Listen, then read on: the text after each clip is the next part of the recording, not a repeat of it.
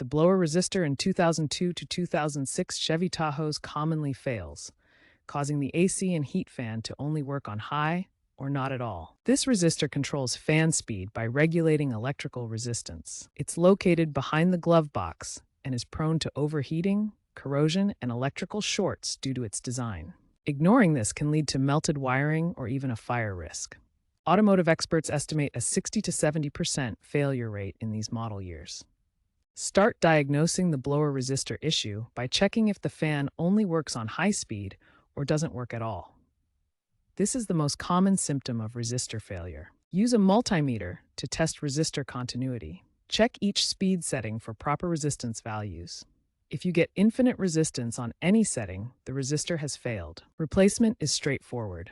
First, disconnect the vehicle's power by removing the negative battery cable. Remove the glove box to access the resistor location behind it. Unplug the old resistor and install the new one. Aftermarket blower resistors cost between $15 and $50.